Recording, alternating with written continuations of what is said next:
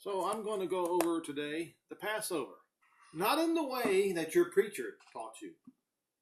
Even those of you among the Messianic Jews. Not in the way that your preacher, rabbi, whatever you want to call him, minister.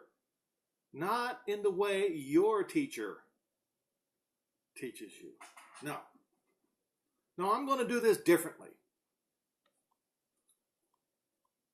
We'll start with Luke 22 and beginning in verse 14. And when the hour was come, he sat down, and the 12 apostles with him, and he said unto them, I have desired to eat this Passover with you before I suffer.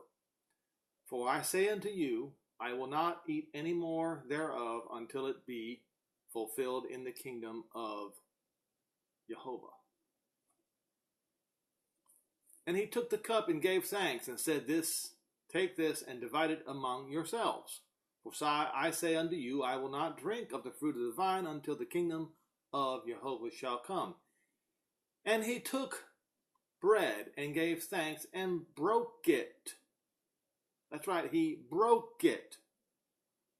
Now you notice there are a lot of congregations out there who don't break the bread. And in one of my previous videos, I warned about that not breaking the bread can be construed as rejection of his broken body.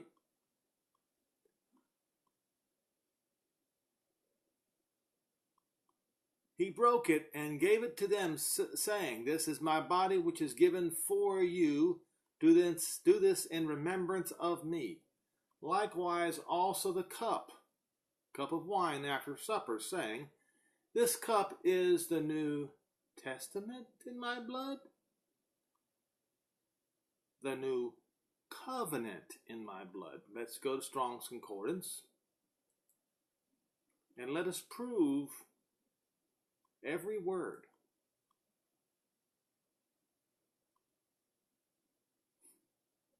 Testament. 1242 in Greek. Diatheke. Testament, will, and covenant. Okay? I want you to remember that word and never forget it. Are those two words.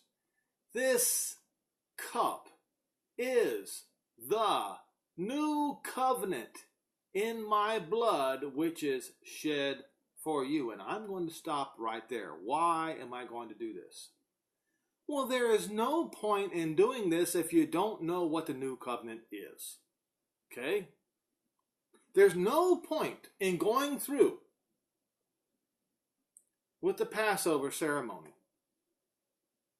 if you don't know what the new covenant is.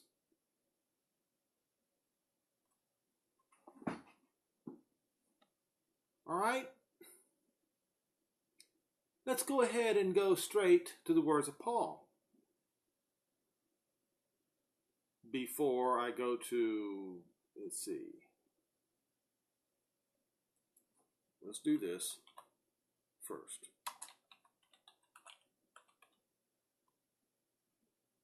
All right.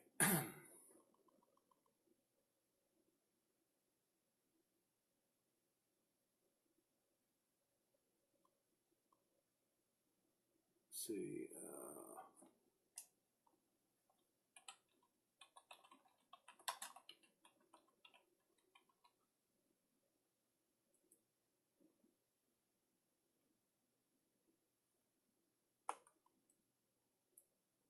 I believe it's in 1 Corinthians 11 and verse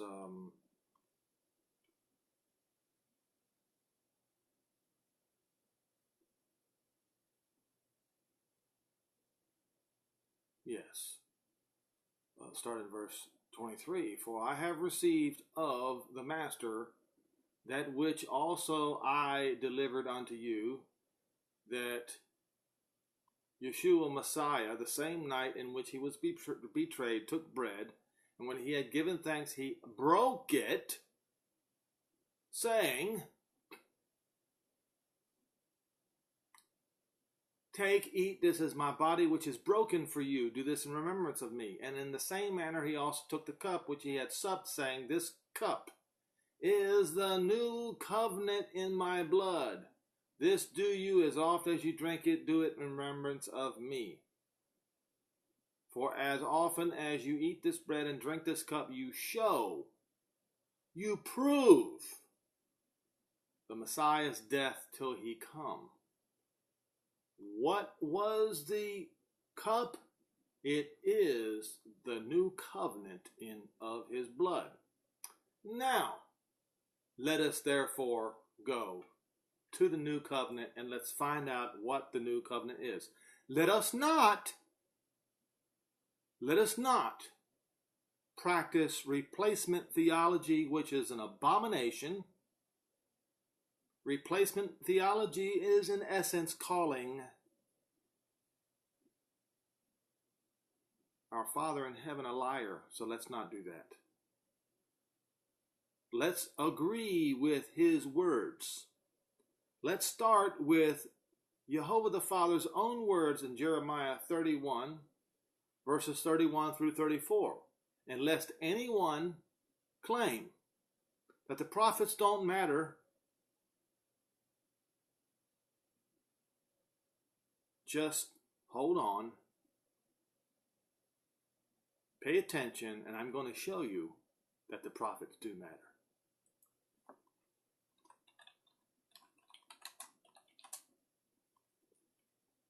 Jeremiah 31, verse 31.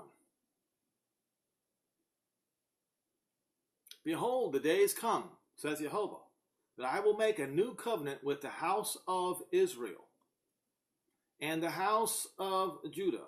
Now show me anywhere where it says the church. Show me where it says the church replaces the house of Israel and the house of Judah. It does not. And anyone who tries to say that it does is a liar, and the truth is not in him.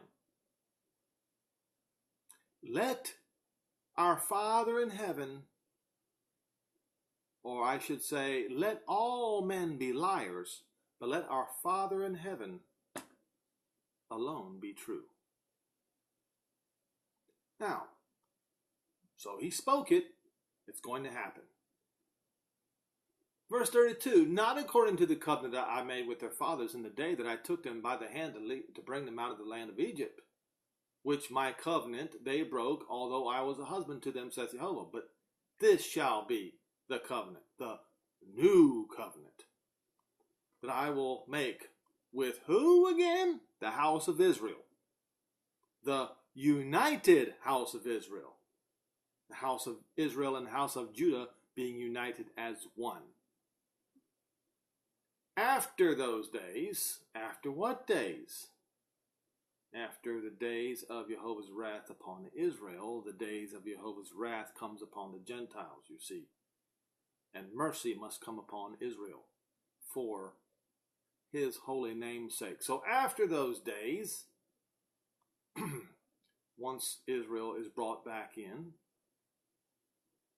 saith Jehovah, I will put my law in their inward parts, I will write it in their hearts, and will be their Elohim, and they shall be my people. And they shall teach no more every man his neighbor and every man his brother, saying, Know Jehovah, for they shall all know me, from the least of them unto the greatest of them, saith Jehovah. For I will forgive their iniquity, and I will remember their sin no more. Okay, to those of you who claim, well, this is obsolete, you see. This doesn't matter anymore, you see. You've been told by your preacher that the prophets don't matter anymore, you see. Okay, fine. Let us go and listen to the only apostle to the Gentiles, and let's see what he has to say about that. Hebrews 8.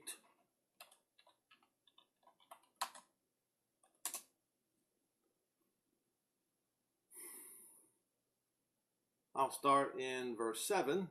For if the first covenant had been faultless, then there should be no place, no room, no reason to be sought for the second. Verse 8, for finding fault with them, he said, behold, the days come, saith Jehovah, when I will make a new covenant with the house of Israel and with the house of Judah. Does that sound familiar? Yes, it does. Because you see, Paul, the only apostle to the Gentiles, when he was speaking to the Hebrews, was quoting Jeremiah the prophet. Some preachers say that the prophets don't matter. Well, if the prophets don't matter, then the only apostle to the Gentiles doesn't matter either. Is that what you're saying?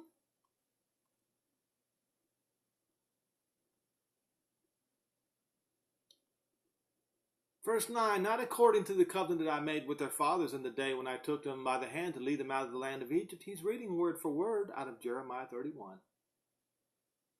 Because they continued not in my covenant, and I regarded them not, saith Jehovah.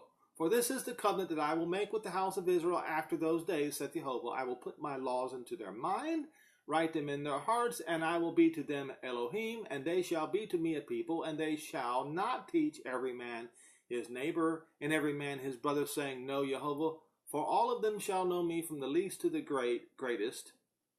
And here is the kicker, folks. This is where the new covenant is signed, sealed, and delivered. Checkmate to all you Israel haters out there. For I will be merciful to their unrighteousness. Whose unrighteousness? The house of Israel and the house of Judah. That's who.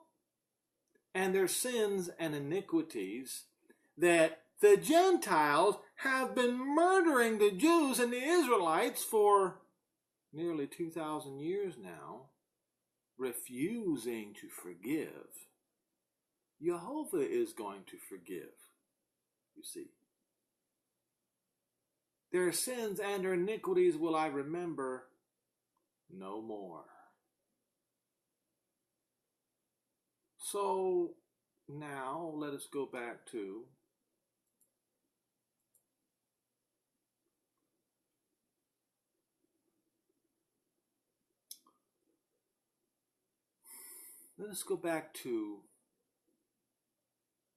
the words of Paul. Verse 27, wherefore whosoever shall eat this bread and drink this cup of the master unworthily shall be guilty of the body and the blood of the Messiah. But let a man examine himself, and let him so eat that bread and drink that cup. For he that eats and drinks unworthily eats and drinks damnation to himself, not discerning the Messiah's body. Now, let me give you some food for thought. If you, in whatever way you deem, think you're going to drink that wine and eat that bread while having this hateful doctrine within your heart concerning Israel, rejecting Israel and the Jews, rejecting Jerusalem as the undivided capital of Israel, then are you also not eating and drinking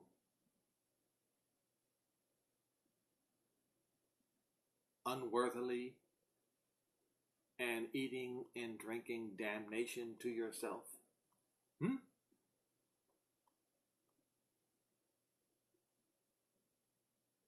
Checkmate.